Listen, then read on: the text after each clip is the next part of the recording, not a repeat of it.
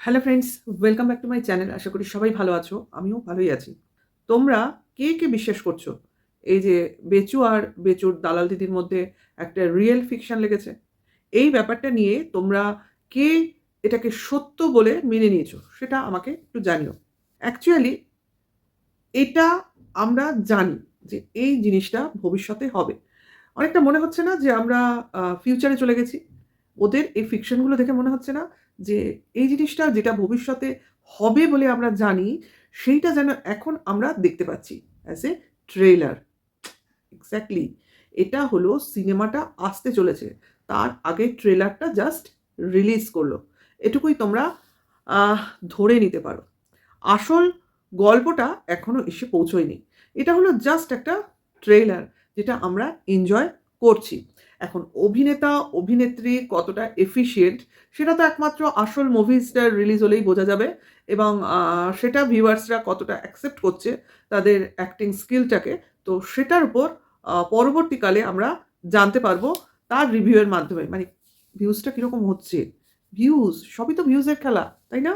আজকে ভিউজ বেশি হলে মানুষ কিন্তু এত খাটাখাটনি করে না।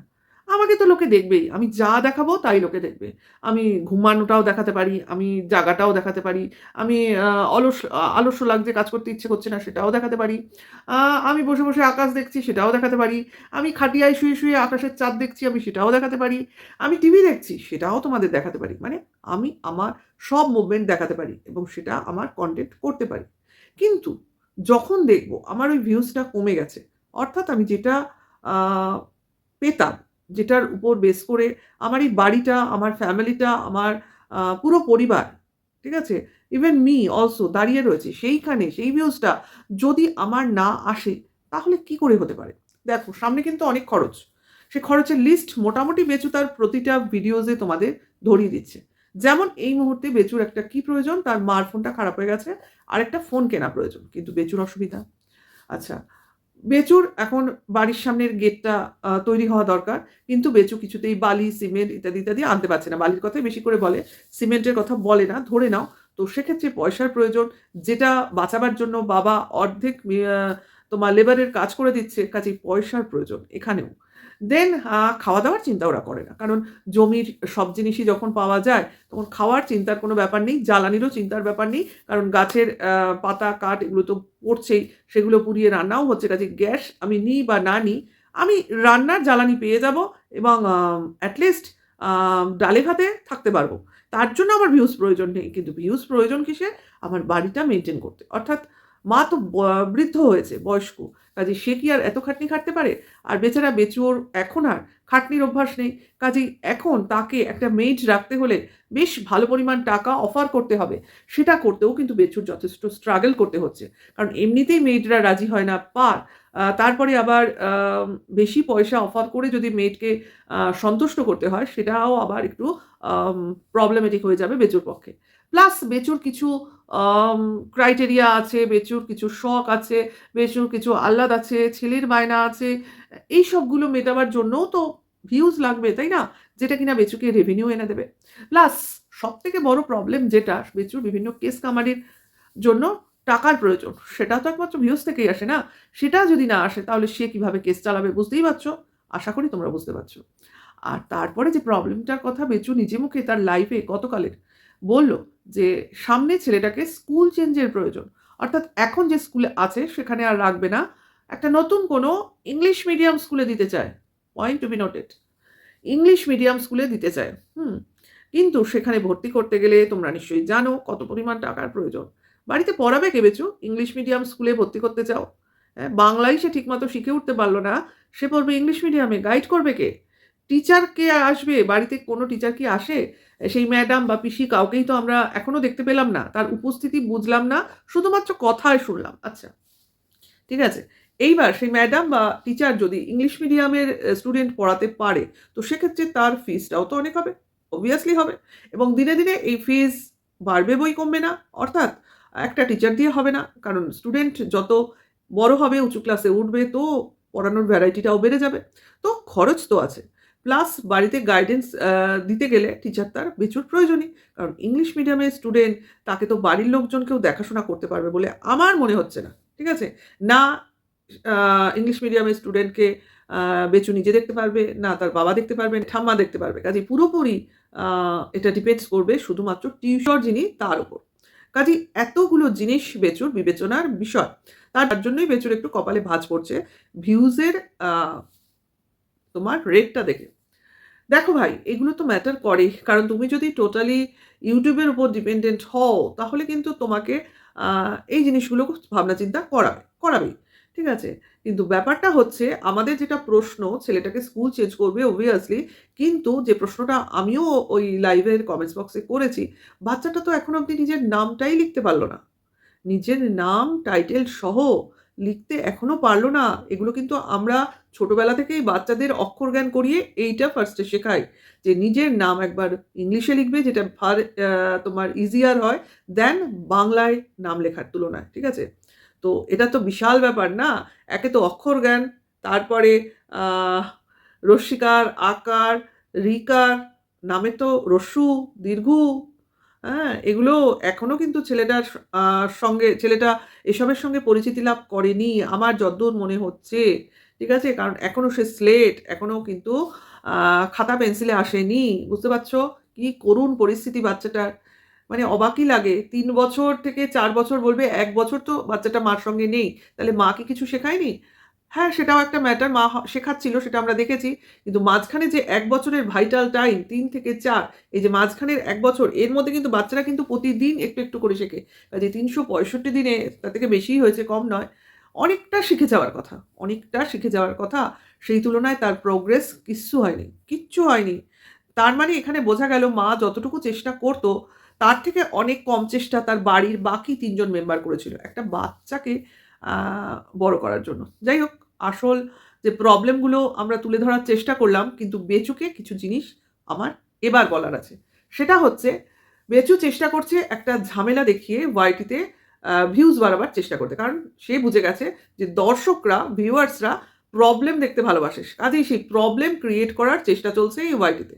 ঠিক আছে? সে বউয়ের সঙ্গে হোক, বোনের সঙ্গে হোক, দিদির সঙ্গে হোক, বাবার সঙ্গে হোক, মার সঙ্গে হোক, সন্তানের সঙ্গে হোক, যেকোনো প্রবলেম দেখতে ভালোবাসে। হ্যাঁ, তার মানে কি ভিউয়ার্সরা শুধুই প্রবলেম ভালোবাসে? না।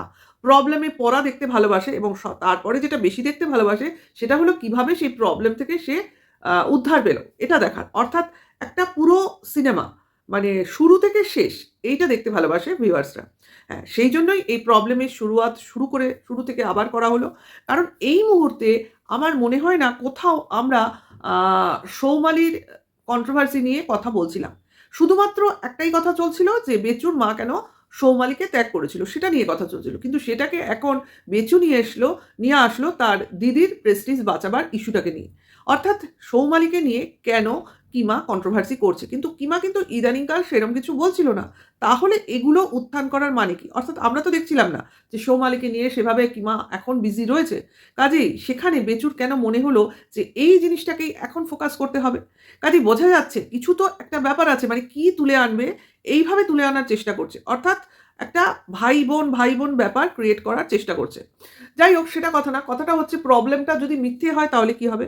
প্রবলেমটা মিথ্যে, অর্থাৎ নাটক, অর্থাৎ ড্রামা যদি আমার সামনে তুলে ধরা হয়, সেক্ষেত্রে দর্শকরা কিন্তু বেশি দিন এটা খাবে না। কারণ আসল সত্য ঐরমভাবে চেপে রাখা যায় না।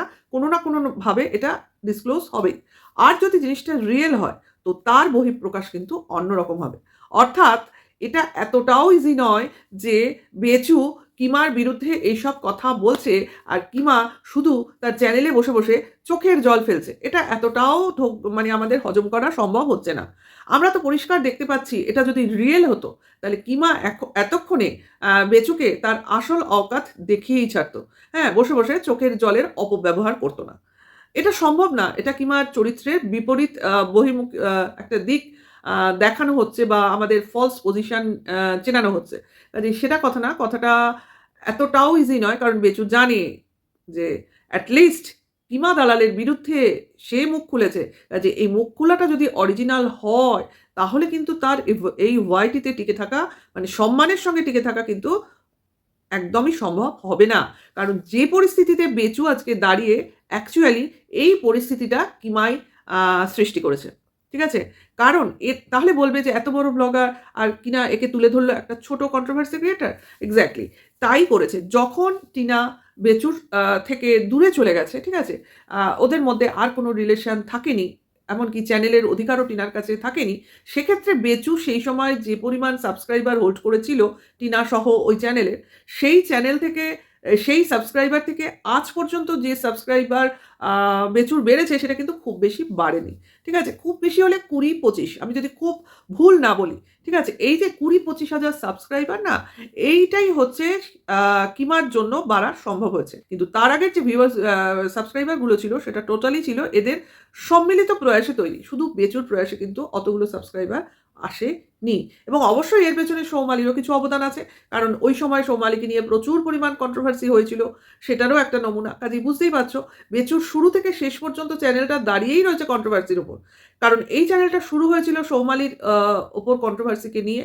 এবার এই চ্যানেলটার মধ্যিখানে রয়েছে টিনার কন্ট্রোভার্সি, প্লাস কিমার কন্ট্রোভার্সি, প্লাস শেষ অবধি কার কন্ট্রোভার্সিতে গিয়ে শেষ হয় সেটাই দেখায়। কাজেই বুঝতে পারছো এই যে বাদবাকি সাবস্ক্রাইবারগুলো এসছে সেটা কিন্তু এসছে তোমার কিমার জন্য। ঠিক আছে? এটা কোনো ভুল কথা নয়। আর কিমার যে যা সাবস্ক্রাইবার ছিল, আমার যতদূর মনে আছে কত হবে, তখন বোধহয় ১৮,০০০ মতো সাবস্ক্রাইবার ছিল। কাজেই বুঝতেই পারছো এই যে বাকি ২৫,০০০-এর সাবস্ক্রাইবার যেটা বেচুর চ্যানেলে এসছে ওটা কিমার থেকেই এসছে। ঠিক আছে? এইবার কিমার সাবস্ক্রাইবার কিন্তু বেড়েছে বেচুর জন্য।